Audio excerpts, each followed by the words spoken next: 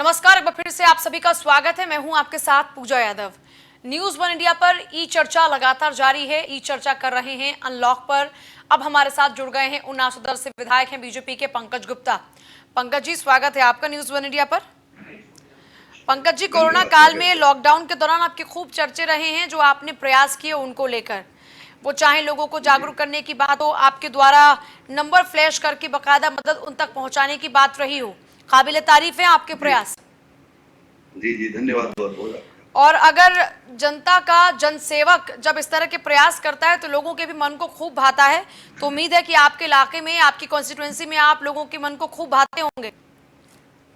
जी, अब ये जनता का स्नेह है और हमारा भी दायित्व है कि जनता ने जिस आशय से हम सबको यहाँ पर विधानसभा में भेजा, तो कम से कम अपनी विधानसभा के लोगों को उनकी परेशानी के समय हम लोग संतुष्ट कर सके, उनकी जो समस्याएं हैं उनको दूर करने का हम लोग प्रयास कर सके। अच्छा इसी पंकज दृष्टि गुप्ता से जी, हम लोग लगातार क्षेत्र में लगे हुए हैं। जी लॉकडाउन के बताएं। दौरान में किसी को भी नहीं पता था कि अब जिंदगी कैसी होगी। कुछ ही दिनों में, जी क्योंकि 22 तारीख को हम देखते हैं कि जनता कर्फ्यू होता है और उसके बाद में फिर लॉकडाउन शुरू हो जाता है और लोग अचानक से एक बदली हुई जिंदगी में प्रवेश कर जाते हैं। कुछ दिन सबको सब कुछ अच्छा लगता है, लेकिन धीरे धीरे जैसे वक्त बढ़ता है, आपके इलाके में भी लोग परेशान होना शुरू हुए होंगे और आपको लगातार फोन करते होंगे और आपको पूछते होंगे ये सवाल कि ये लॉकडाउन और कब रहेगा। हाँ जी, हाँ जी, हाँ जी, तो बिल्कुल निश्चित रूप से जी ये समस्या एकदम से आई और लॉकडाउन का पुराना किसी के पास कोई अनुभव नहीं था।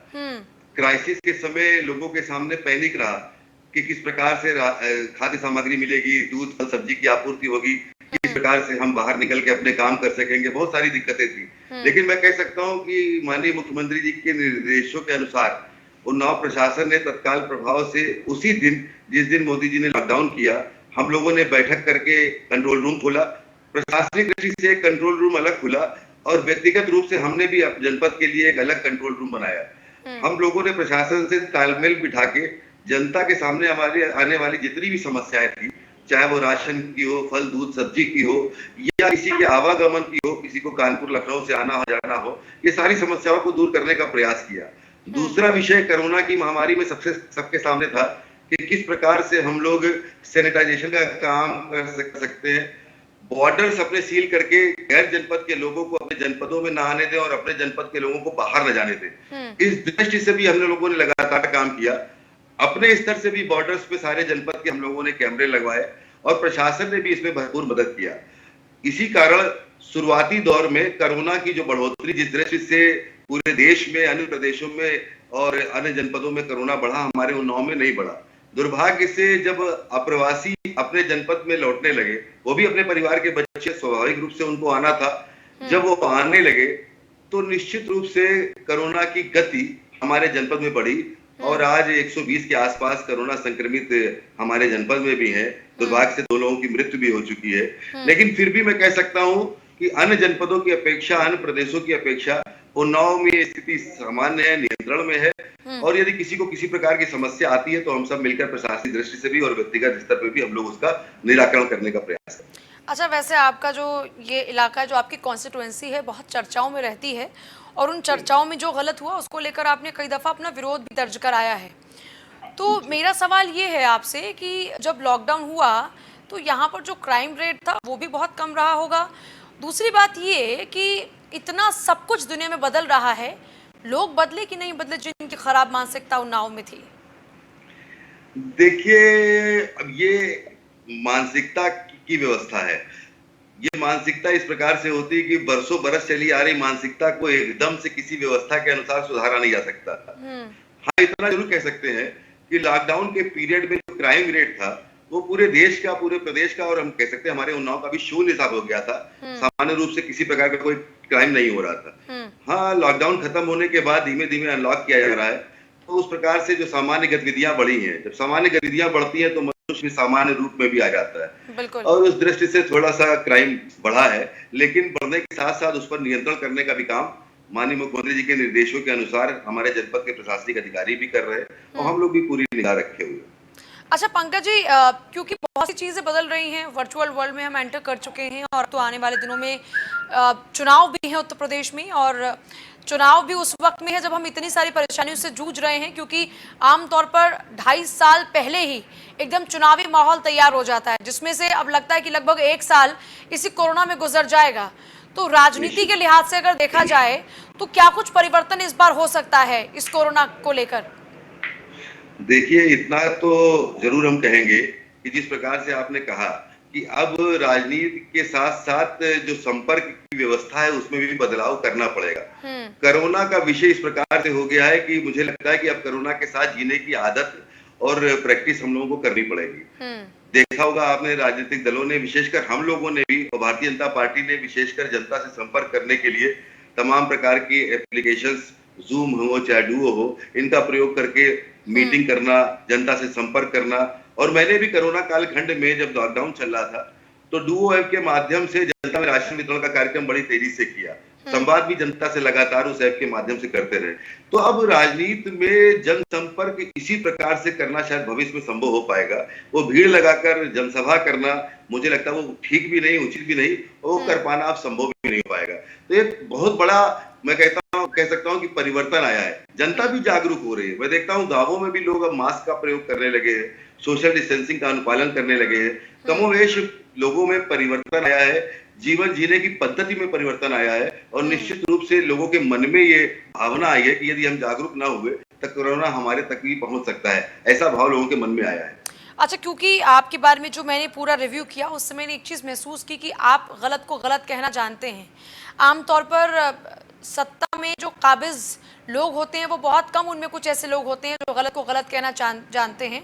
इसलिए मेरा ये सवाल आपसे है कि अभी तक सरकार की ओर से जो भी प्रयास किए गए इस पूरे लॉकडाउन के दौरान में, क्या आपको लगता है कि वो पूर्ण रूप से एकदम पर्याप्त थे, या फिर आपको लगता है कि कुछ और कमियां रह गई जहां पर काम करना चाहिए? क्योंकि वक्त के साथ में जब कुछ नया होता है तो कुछ कमियां भी रहती हैं और तभी हम कुछ सीखते भी हैं नया, और वक्त के साथ में उसको सुधारते भी हैं। जी, निश्चित रूप से इस व्यवस्था में, लॉकडाउन के पीरियड में एकदम से इतनी बड़ी क्राइसिस आई तो पैनिक जरूर हुआ 1-2 दिन में। उस समय जरूर लगता था कि इतनी बड़ी व्यवस्था को हम किस प्रकार नियंत्रित कर पाएंगे। लेकिन माननीय मुख्यमंत्री जी के निर्देशों पर जनपद के प्रशासन ने रात दिन मेहनत की। आज मैं कह सकता हूं कि एकदम से हमारे जनपद में ट्रेनें आना शुरू हुई, अप्रवासियों का आना शुरू हुआ, मजदूरों का आना शुरू हुआ। लगभग 30,000 की संख्या में चिन्हित मजदूर अन्य प्रदेशों से हमारे जनपद में आए। हम कह सकते हैं कि सभी को क्वारंटीन किया गया, सभी को खाद्य सामग्री दी गई। आज सभी के खातों में 1,000 रुपए पहुंचाया जा रहा है। तो हर वो सुविधा जो हम कर सकते थे प्रशासनिक दृष्टि से और व्यक्तिगत स्तर पे भी, वो आम जनमानस तक पहुंचाने का काम किया गया। इतना जरूर है कि पैनिक कभी कभी आया तो उस पैनिक के लेवल को हम लोगों ने अपने स्तर से कंट्रोल करने का काम किया। जनपद में क्राइसिस की स्थिति किसी भी समय इस कोरोना कालखंड में मुझे नहीं दिखाई दी। अच्छा, मतलब कोई कमी आपको नजर नहीं आई। बहुत जी, अच्छी बात है अगर आप लोग व्यवस्थित रूप से तमाम चीज़ों को, तमाम सिचुएशंस को हैंडल कर पाए हैं, तो ये बहुत ही अच्छी बात है। लेकिन 30,000 लोगों को हैंडल करना, उनको क्वारंटीन करना, ये भी एक बहुत बड़ा चैलेंज आप लोगों के सामने रहा होगा। और दूसरा, जब वो यहाँ वापस लौटे हैं तो रोज़गार उनके लिए बहुत बड़ी समस्या है। उनके रोजगार को लेकर जाहिर सी बात है आप लोगों के पास में बहुत से फ़ोन कॉल्स अभी आते होंगे, क्योंकि देखिए जब जनता परेशान होती है तो अपने जनप्रतिनिधि को ही फ़ोन करती है। तो आजकल तो आपका फ़ोन में अगर कॉल लॉग देखा जाए तो इन्हीं तरह की दरख्वास्तों से भरा रहता होगा। जी जी जी जी, बिल्कुल सही प्रश्न आपका है। जो अप्रवासी हमारे जनपद में आए, अब निश्चित रूप से इनके सामने सबसे बड़ी समस्या इनके नौकरी की है, इनके व्यापार की है, इनके काम के लिए रोजगार किस प्रकार से दिया जाए। सरकार ने इस दृष्टि से सेवा योजन कार्यालय के माध्यम से इन लोगों को चिन्हित करने का भी काम किया। और जनपद की जो इंडस्ट्रीज हैं, क्योंकि यहाँ से भी काफी लोग बाहर गए अपने अपने प्रदेशों में, जो रिक्त स्थान है उनपे इनको भेजने का, इनको रोजगार दिलाने का भी प्रयास किया गया। और इसके साथ साथ हमारे जनपद में महत्वपूर्ण काम हुआ। मनरेगा के माध्यम से सभी प्रवासी जितने भी जनपद में आए थे, सभी को स्पष्ट रूप से जॉब कार्ड बनाने के अधिकारियों को निर्देश दिए गए। हर ग्राम पंचायत में तालाब, कच्ची सड़कें, इनकी कार्य योजना स्वीकृत की गई। और जितने भी प्रवासी मजदूर जनपद में आकर अपना जॉब कार्ड बनाकर गांव में काम करना चाहते हैं, उनके रोजगार की व्यवस्था सुनिश्चित करने का भी काम हमारे जनपद में किया गया। इसके बावजूद भी अभी भी कई फोन आते हैं, क्योंकि कई इंडस्ट्रीज वाले जिनके वहां काम चल रहा है, ज्यादा मात्रा में कम हो गया काम, तो उनको निकालते हैं। हमारे जनपद में प्रशासनिक दृष्टि से एक टीम बनाई गई है एएलसी, असिस्टेंट लेबर कमिश्नर के माध्यम से, और उनके माध्यम से उनके प्रकरणों का निस्तारण किया जाता है। तो बहुत कुछ अभी इसमें काम होना बाकी है और बहुत कुछ काम इसमें हुआ भी। अच्छा, बहुत से कॉन्स्टिट्यूएंसी में हमने देखा जहाँ पर प्रशासनिक स्तर पर जो अधिकारियों के बीच का अपना मिसकम्युनिकेशन था या फिर जो उनका कोऑर्डिनेशन ठीक तरीके से नहीं था, उसको लेकर कई जगहों पर जो विधायक थे उनकी ओर से नाराजगी जाहिर की गई। आपके यहाँ तो ऐसी कोई सिचुएशन नहीं आई, सब कुछ ठीक ठाक चलता नहीं, रहा? हमारे हमारे जनपद में मैं कह सकता हूँ कि हमारे जनपद के वरिष्ठ अधिकारियों ने समय समय पर हम लोगों का म, साथ लिया, बैठक की हम लोगों के साथ, और जो भी सुझाव हम लोगों ने दिए उसके अनुसार उन्होंने अनुपालन भी किया। एक प्रकार से मैं कह सकता हूँ कि हमारे जनपद में एक पैरेलल व्यवस्था प्रशासन के साथ साथ हम लोगों ने भी खड़ी की। जहां प्रशासन को दिक्कतें आई वहां हम लोग भी आगे आए जनता को समझाने के लिए, जनता के बीच में राशन वितरण करने के लिए। इवन फॉगिंग, सैनिटाइजेशन की व्यवस्था शुरुआत में प्रशासन के पास नहीं थी, हम लोगों ने अपने स्तर से मशीनें मंगाकर ये सारे काम कराए, चारागाह बनवाया, सीसीटीवी कैमरे लगवाए, ये सारे काम अपने स्तर से भी हम लोगों ने कराए। तो एक दूसरे से सहयोगात्मक स्वरूप लेते हुए जनपद में इस कोरोना की लड़ाई को लड़ते हुए आज हम लोग आगे बढ़ रहे हैं, और मैं कह सकता हूं कि आगे भी सफलता हमारे हाथ लगेगी, जनपद में किसी प्रकार का कोई क्राइसिस नहीं आने देंगे। अच्छा, सामान्य जिंदगी से बहुत हटकर जिंदगी हो गई थी लॉकडाउन में, और क्योंकि आप लोग जनप्रतिनिधि होते हैं तो आप लोगों के साथ में भी रहता है कि परिवार को आप लोग वक्त नहीं दे पाते हैं, और कई दफा तो ये तक याद नहीं रहता कि बच्चे कौन सी क्लास में पढ़ रहे हैं। और इस पूरे 2.5 महीने में, 3 महीने में लोगों ने अपने घर वालों के साथ में वक्त गुजारा है। आप लोगों को भी पूरा मौका मिला, जनता की सेवा करने के साथ साथ घर वालों की सेवा करने का भी आप लोगों के लिए मौका था। तो आपका एक्सपीरियंस कैसा रहा फैमिली के साथ में इस बार? बिल्कुल, लॉकडाउन के पीरियड में ज्यादा समय हम लोग घर पे दे पाए, इससे परिजन हमारे संतुष्ट रहे, परिवार वाले हम लोगों के संतुष्ट रहे, बच्चे प्रसन्न रहे। लेकिन अब हम व्यक्तिगत स्तर पर यदि हम अपनी बात करें तो मेरा लगभग प्रत्येक दिन क्षेत्र में ही बीता। यदि कहीं कोरोना पॉजिटिव कोई निकल आया, संक्रमित कोई निकल आया, तो वहां पर सील कराना, बॉर्डर सील कराना, राशन वितरण का कार्यक्रम एक लंबे स्तर पे हम लोगों ने यहाँ पर एक कार्य योजना बना रखी थी, उस पर हम लोगों ने काम किया। लेकिन ये वास्तव में बड़े दिन बाद ऐसा अवसर मिला कि हम लोग अन्य जनपदों में, राजधानी भी नहीं जा पा रहे थे, विधानसभा भी नहीं चल रही थी, तो ज्यादा से ज्यादा घर में समय दिया। एक अवसर मिला कि परिजनों के साथ बैठकर हम लोग अपने कार्य व्यवहार को या परिजन की जो समस्याएं उनको भी समझ सके, जान सके। ये अच्छा समय बीता हम लोगों को। अच्छा, वैसे भी आजकल तो लोकल के लिए वोकल पर बहुत ज़्यादा बात हो रही है। तो अगर आपके अपने डिस्ट्रिक्ट की बात करते हैं तो वहाँ पर वहाँ के प्रोडक्ट को प्रमोट करने के लिए भी जाहिर सी बात है आप लोगों ने कुछ ना कुछ प्लानिंग्स की होंगी। उत्तर प्रदेश में जब से मुख्यमंत्री योगी जी की सरकार आई, तब से एक योजना आप लोगों के भी संज्ञान में होगा और आम जनमानस के संज्ञान में है, वन डिस्ट्रिक्ट वन प्रोडक्ट। ये ओडीओपी की योजना जो लागू की गई, इसके माध्यम से प्रत्येक जनपद में एक एक प्रोडक्ट को प्रमोट करने के लिए तमाम प्रकार के स्वयं सहायता समूह बनाए गए, उनको टूल्स एंड किट्स दी गई, उनके लिए मार्केट एक्सपोज की गई, और मार्केट इवन लोकल लेवल पे नहीं, प्रदेश और राष्ट्रीय स्तर पर उनको मार्केट प्रोवाइड की गई और ब्रांडिंग करके उनके मालों को बेचने का काम किया गया। उन्नाव जरीदोजी का एक पुराना स्थल रहा, केंद्र रहा है। यहाँ बरसों बरस पहले जरीदोजी का काम प्रमुखता से किया जाता था। दुर्भाग्य से पिछले दिनों यहाँ पर ये काम समाप्ति की ओर था। वन डिस्ट्रिक्ट वन प्रोडक्ट में इस काम को हम लोगों ने पिकअप किया और इसको एक महत्वपूर्ण व्यवस्था के साथ आगे बढ़ाने का काम किया। आज जनपद के तमाम समूहों के माध्यम से मातृ शक्तियां हमारी इससे जुड़ी हुई हैं और जरीदोजी का काम करके न सिर्फ अपने परिवार को चला रही हैं, बल्कि बड़े पैमाने पर लोगों को नौकरी भी देने का काम। और ये तो हमारी पहचान है, क्योंकि जो हमारा ये अपना आर्टवर्क है, जो जरीदोजी का काम होता है, ये तो पूरे विश्व में विख्यात है। हाँ जी, हाँ जी, हाँ जी। और ये अपनी एक अलग पहचान है। तो जाहिर सी बात है, इससे जब महिलाएं जब आत्मनिर्भर होती हैं तो पूरा परिवार, पूरा उससे भी पीछे के और परिवार, आगे की कई पीढ़ियां सब बहुत बेहतर महसूस करते हैं। अच्छा, एक और मैं आपसे पर्सनल सवाल जानना चाह रही हूँ, क्योंकि देखिए हम लोगों के साथ में भी, आप एक जनप्रतिनिधि होने के नाते आप एक आम इंसान भी हैं और हमारी भी अपनी एक निजी जिंदगी होती है। जब मुश्किल कोई घड़ी आती है तो हमेशा से हम उस घड़ी में बहुत सारे विचार अपने जहन में लेकर आते हैं और उनको लेकर हम सोचते हैं कि अब इस समस्या से निपटने के लिए क्या किया जाए।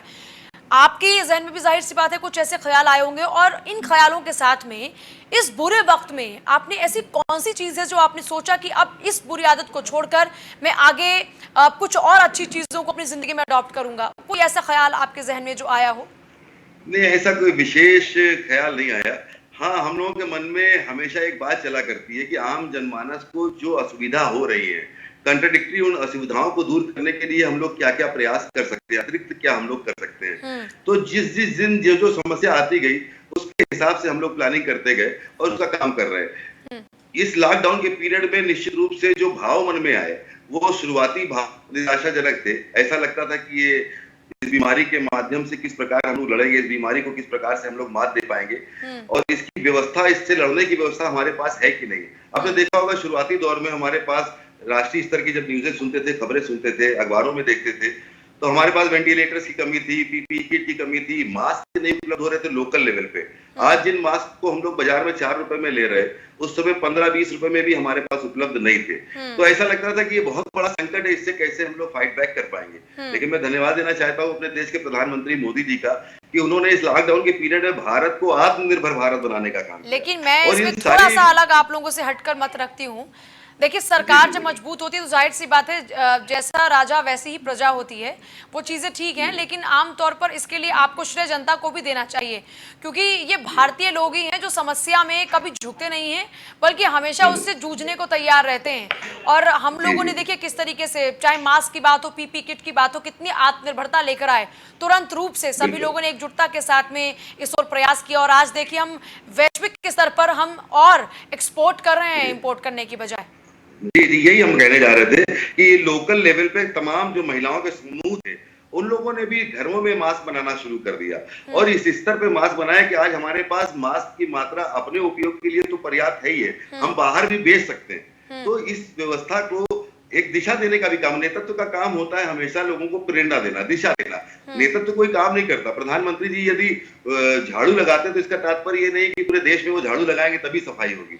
सिर्फ लोगों को संदेश देना कि हाँ, हम स्वच्छ रखने के लिए स्वयं भी अगर हाथ में झाड़ू उठा लें तो हम भी 130 करोड़ जनता अपने पूरे भारत देश को स्वस्थ और स्वच्छ रख सकते हैं। तो मोदी जी की प्रेरणा से हम सब लोग, और हम कह सकते हैं कि देश के आम नागरिकों ने यह बीड़ा उठाया कि आत्मनिर्भर भारत को बनाना है, और आज सौभाग्य से हम सब लोग इस पे विजय पा पाए हैं। आज सारी वो व्यवस्थाएं जिनके अभाव में हम लोग कभी चिंतित होते थे कि कोरोना की लड़ाई किस प्रकार से लड़ेंगे, तो सारी टूल्स एंड किट्स आज हमारे पास उपलब्ध है, और मैं कह सकता हूं कि पूरी तरीके से हम लोग कोरोना की लड़ाई के लिए सक्षम हैं। अच्छा, रोजगार के अवसर पे बात करते हैं, क्योंकि देखिए रोजगार के अवसर को लेकर ही आप लोग भी सत्ता पर काबिज हो, और आमतौर पर सरकारें बदल जाती हैं और इसी रोजगार के नाम पर। लेकिन विपक्ष आरोप लगाता रहा कि सरकार को बने 3 साल पूरे हुए, लेकिन रोजगार के मामले में जो बड़ी बड़ी बातें की जा रही थी, उन बातों में सिर्फ सरकार बातें ही बनाती रह गई और कुछ कर नहीं पाई। ऐसा आरोप विपक्ष की ओर से लगाया जाता है। और अब क्योंकि और ज़्यादा बेरोजगारी बढ़ रही है और आगे बढ़ेगी, ऐसा अनुमान लगाया जा रहा है, जो तमाम स्टडीज़ हैं वो यही कहती हैं। तो एक तो पहले से ही रोजगार के अवसर कम थे, और अब और बेरोजगारी बढ़ जाएगी। इस चुनौती से पार पाने के लिए सरकार के पास क्या रोड मैप है? अब आज हम अभी टेलीविजन देख रहे थे, प्रधानमंत्री मोदी जी ने बिहार की जनसभा में आम नागरिकों को रोजगार देने के लिए 50,000 करोड़ का पैकेज घोषित किया है। उस पैकेज को अभी हम देख नहीं पाए, लेकिन निश्चित रूप से ये हम सबके लिए चिंता का विषय है। पूरे भारत में, पूरे विश्व में एक वैश्विक मंदी का स्वरूप ले चुका है, जिससे बहुत बड़ी संख्या में पूरे विश्व में, भारत में भी बहुत सारे लोग रोजगार से प्रभावित होंगे। इनको दोबारा रोजगार की तरफ पहुंचाना, नया रोजगार मैं कह सकता हूं कि बनाना और बनाकर उसमें इनका इन्वॉल्वमेंट करना एक बहुत बड़ी चुनौती हमारे लिए होगी। और ये सारा विषय हमारी सरकारों के, हम सबके संज्ञान में है। हम लोग इस पर काम भी कर रहे हैं। जैसा मैंने पहले बताया, मनरेगा के मजदूरी के माध्यम से लोगों के जॉब कार्ड बना के प्रवासियों को भी हम लोग रोजगार दे रहे हैं। लोकल इंडस्ट्रीज में ये हम लोग प्रेरणा दे रहे हैं, दबाव भी बना रहे हैं। लोकल अधिकारियों के माध्यम से बैठक करके उनसे निवेदन भी कर रहे हैं कि जो जिस प्रदेश के लेबर है, पहले उनको वहां पर महत्वता दी जाए, उसके बाद बाहरी लोगों को बुलाया जाए। इस तरीके की व्यवस्था चल रही है। एक और अच्छी बात मैं कह सकता हूँ कि धीमे धीमे अन्य प्रदेशों में भी लॉकडाउन अनलॉक की तरफ बढ़ रहा है, इंडस्ट्रीज खुल रही, काम खुल रहा है। तो हमारे जनपद में बहुत सारे जो प्रवासी आए थे, वो धीमे धीमे अब वापस भी जाना शुरू हो चुके हैं, वो अपने अपने रोजगारों में लग रहे हैं। तो ये एक चिंता का विषय जरूर है, लेकिन परेशानी नहीं है। इसके बारे में हम लोग काम कर रहे हैं, हमारे प्रधानमंत्री जी काम कर रहे हैं, मुख्यमंत्री जी काम कर रहे हैं, लोकल लेवल पे प्रशासन भी काम कर रहा है। तो इसमें भी कुछ ना कुछ अच्छी उपलब्धि हासिल करेंगे। वैसे तो हमेशा सकारात्मकता की ओर ही देखना चाहिए, लेकिन सच्चाई को छुपाया भी नहीं जा सकता। अब एक सच्चाई ये भी है कि जैसे जैसे बेरोजगारी बढ़ेगी, देखिए जो अभी जिन पैकेजेस का आप जिक्र कर रहे हैं वो थोड़ा सा भी वक्त लेगा, लेकिन इतने में ये उम्मीद और ये कयास अनुमान है कि अब क्राइम रेट हो सकता है कि इन दिनों और ज़्यादा बढ़ जाए, क्योंकि जब जब ये भूखमरी, जब जब ये गरीबी, जब जब बेरोजगारी बढ़ते हैं तो उस दौरान में क्राइम रेट बढ़ जाता है। तो क्या उस चुनौती को भी पार पाने के लिए आप लोग तैयार हैं? देखिए, प्रशासनिक दृष्टि से माननीय मुख्यमंत्री जी, माननीय प्रधानमंत्री जी लगातार ये प्रयास कर रहे हैं कि कोई बेरोजगारी या कोई प्रवासी व्यक्ति भूखा न रहे, सारी व्यवस्थाएं रोजगार के लेकर भोजन पानी आदि की व्यवस्था उनके घरों तक सुनिश्चित की जा सके, पहुंचाई जा सके। लेकिन बहुत बड़ी जनसंख्या है, जैसा मैंने पहले कहा कि लगभग 30,000 लोग सिर्फ हमारे जनपद में आए हुए हैं। अब सभी को एकदम से रोजगार दे पाना शायद संभव नहीं हो सकता है, लेकिन धीमे धीमे इन व्यवस्थाओं को ओवरकम हम लोग करेंगे, इन परिस्थितियों को हम लोग ओवरकम करने का काम करेंगे। फिलहाल मैं कह सकता हूं कि वर्तमान स्थिति इस प्रकार की है कि अभी कोई क्राइसिस नहीं दिखाई देती। हाँ, ये चिंता का विषय जरूर है, इस बात को तो मैं आपसे पूरी तरीके से सहमत हूं। यदि इस पे ठोस व्यवस्था शीघ्र ना की गई तो इसका क्राइम रेट पे भी असर पड़ता है। जब व्यक्ति बेरोजगार होता है, पेट के लिए सब लोग जीते हैं, पेट की अगर रोटी नहीं मिलेगी तो हाथ में लोग असलहा भी ले लेते हैं, शस्त्र भी ले लेते हैं। तो निश्चित रूप से ये चिंता का विषय है।